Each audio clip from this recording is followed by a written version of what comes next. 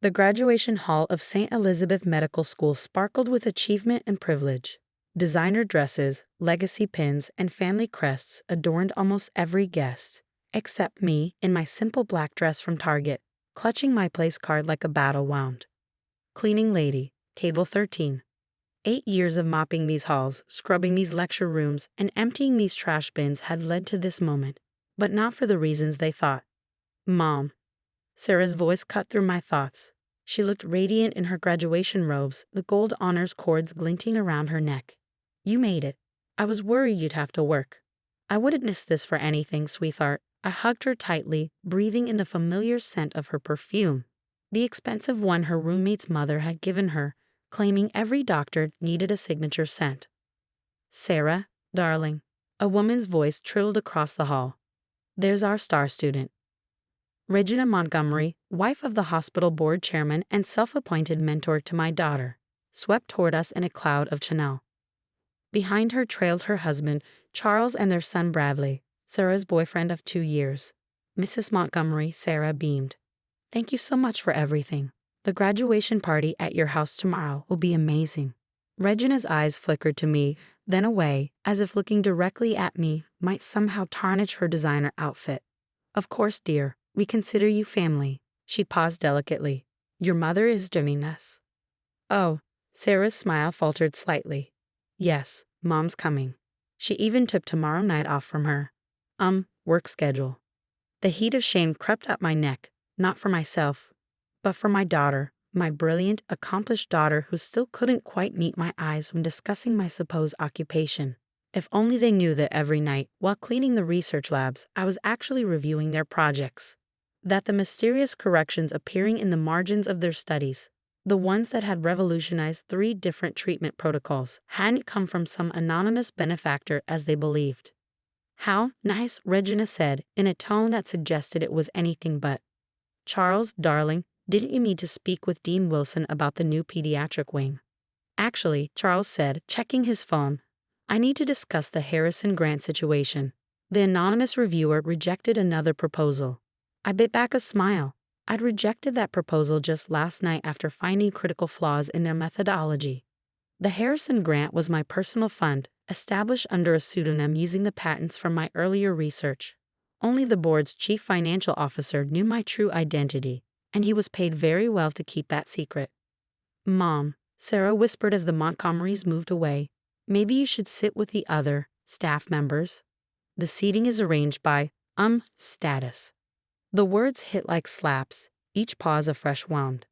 Of course, honey, whatever makes you comfortable.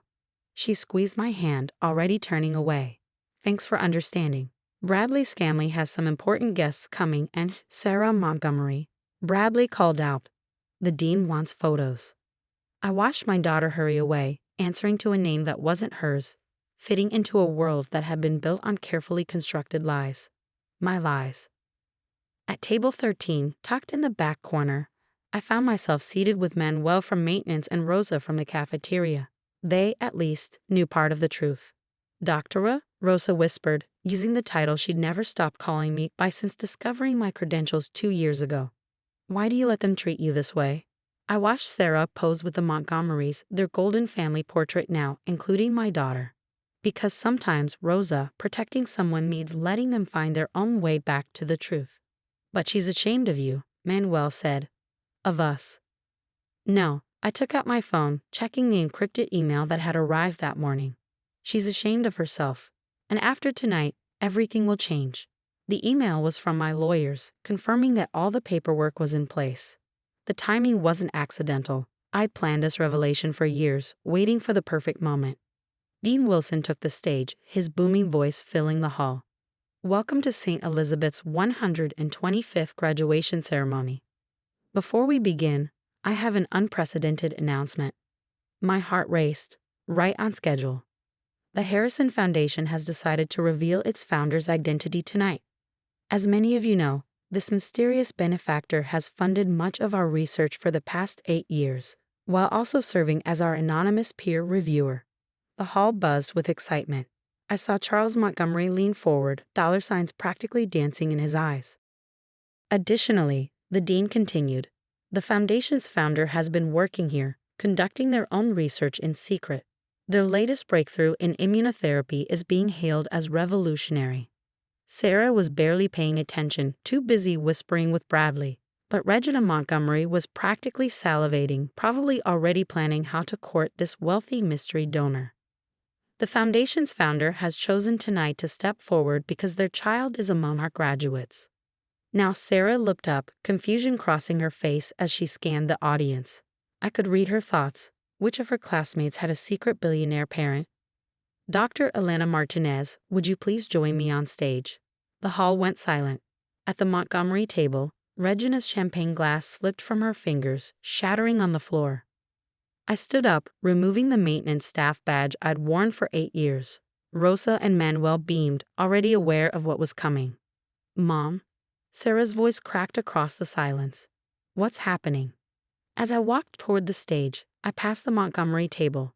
Regina's face had gone from tan to ash, probably remembering every condescending remark, every dismissive gesture. Elena Martinez isn't my real name, I said into the microphone, watching my daughter's face. Most of you knew me as Elena the cleaning lady, but before that, I was Dr. Catherine Chen, head of immunology research at Johns Hopkins. The gasps were audible. Sarah had risen from her seat, her hands gripping the table. 8 years ago, I discovered irregularities in several major research protocols. When I tried to report them, I was blacklisted by the same people who now sit on medical boards across the country. I looked directly at Charles Montgomery, whose face had turned an interesting shade of purple. So I disappeared, created a new identity, and started over, as a cleaning lady who could move invisibly through research labs, documenting everything. Mom? Sarah's voice trembled. Why didn't you tell me?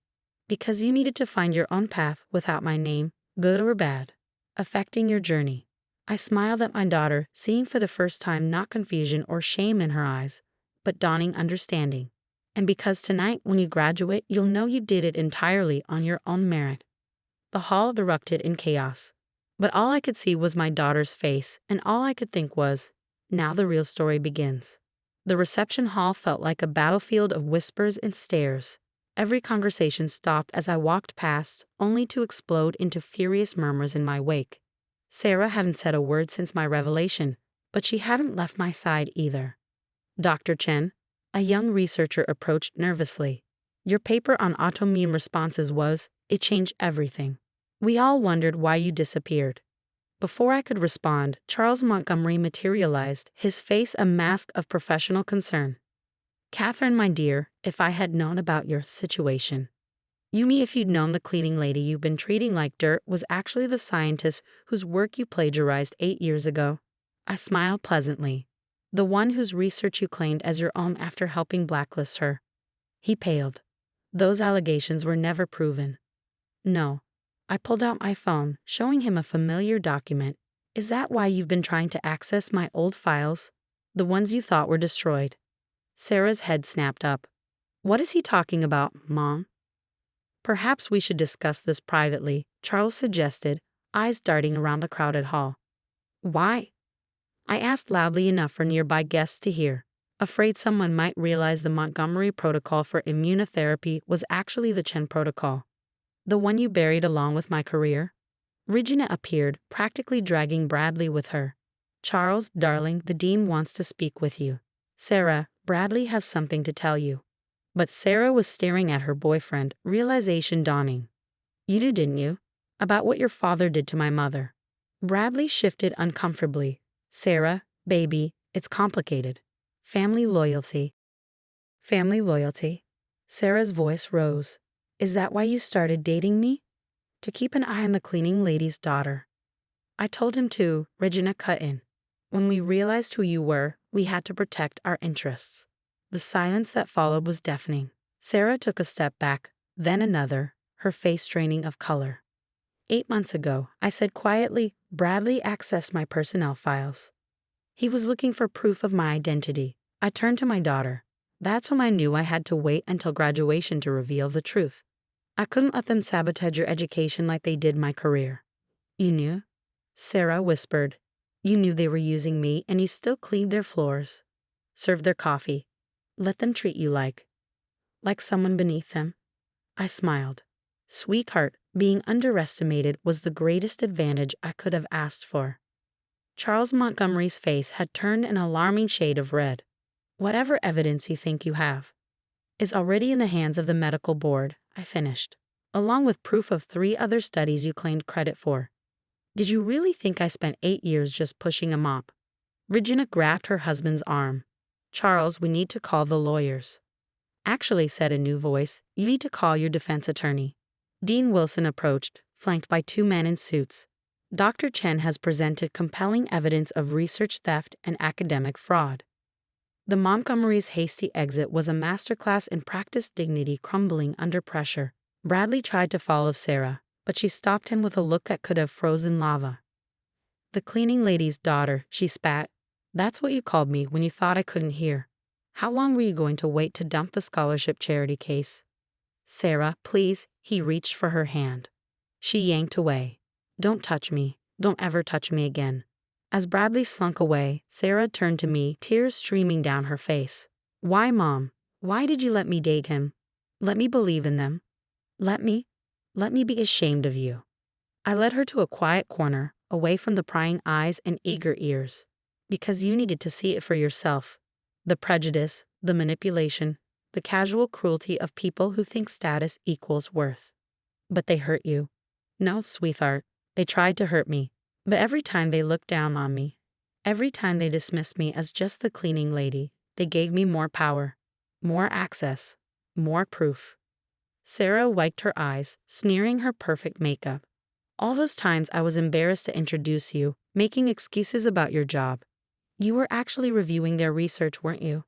Those mysterious corrections everyone talked about were made during my night shift, I confirmed. Amazing what people will say in front of the cleaning staff. How many files they'll leave open on their computers. The Harrison Foundation. Named after your grandmother, my mother who cleaned houses her entire life to put me through school. I squeezed her hand. I never lied about being a cleaning lady, Sarah. I just never told them I was also a doctor with 3 PGs and 16 patents. A waiter approached with champagne. It was Manuel's son, Miguel, who winked at me as he served us. Congratulations, Doctora. The truth looks good on you. Sarah watched him go, recognition flickering. He's in my class. One of the top students. On a Harrison Foundation scholarship, I finished, along with 6 other children of our maintenance and cafeteria staff. Because talent doesn't care about social status, even if some people think it should. The reception continued around us, but the dynamics had shifted dramatically. Now people were falling over themselves to speak with the cleaning lady, to claim some connection to Dr. Catherine Chen. What happens now? Sarah asked. Now? I smiled. Now you graduate, Dr. Chen Martinez. And then, if you're interested, I have a research position open at my new facility. You have a facility. The Harrison Foundation bought the old Maxwell Institute last month.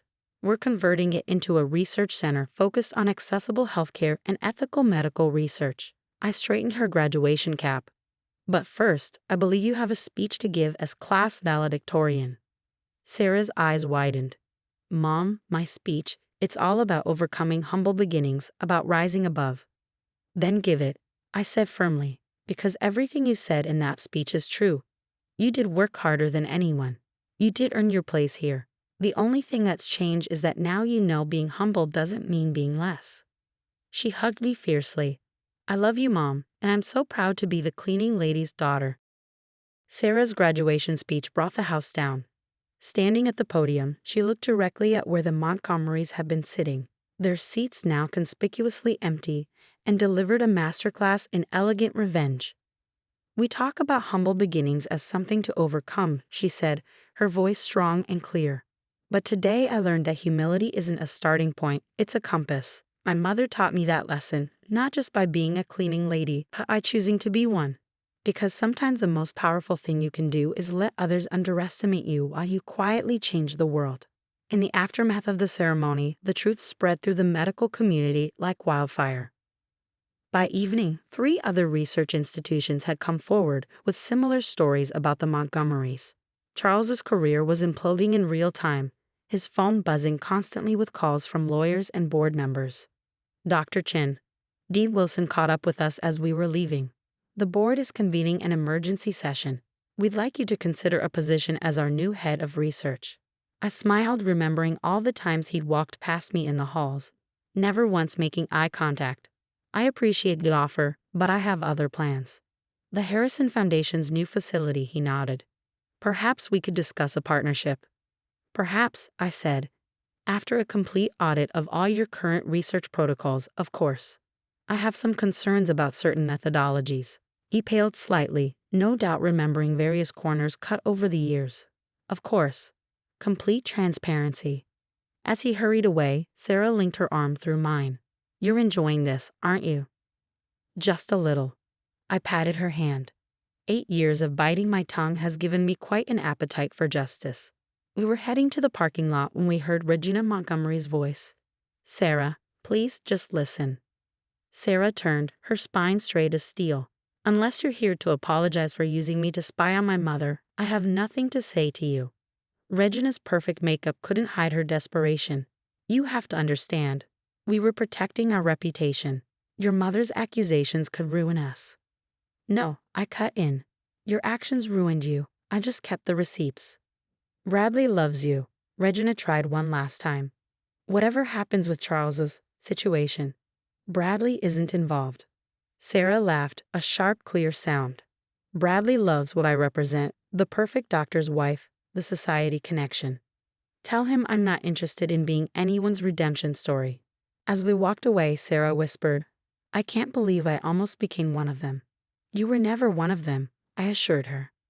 You just got a front row seat to how the other half lives. Consider it field research. At my car, the same reliable Honda I'd driven for 8 years. Sarah paused.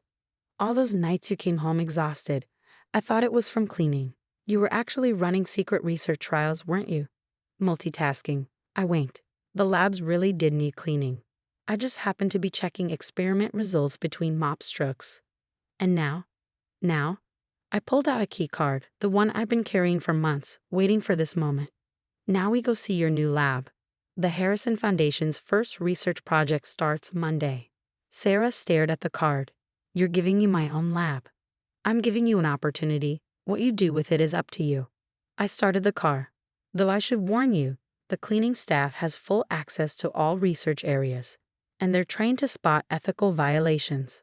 She laughed, then grew serious. Mom? Thank you. Not just for today, but for letting me learn the hard way. Even when it hurt you. Sweetheart, watching you look down on cleaning ladies never hurt me, because I knew someday you'd understand that no honest work is beneath us, and no amount of privilege puts anyone above us. As we drove away from St. Elizabeth Medical School, I caught a glimpse of Manuel and Rosa in my rearview mirror. They were smiling and waving, their children, future doctors and researchers, beside them. You know what's funny? Sarah mused. All those years they thought being a cleaning lady was your cover story, but being Dr. Chen was the real disguise, wasn't it? I thought about my mother, about the dignity she taught me to find in any work, about the strength it takes to let others think they're better than you. No disguise, I said, just different parts of the same truth. Sometimes the best way to clean up a broken system is to start from the ground up.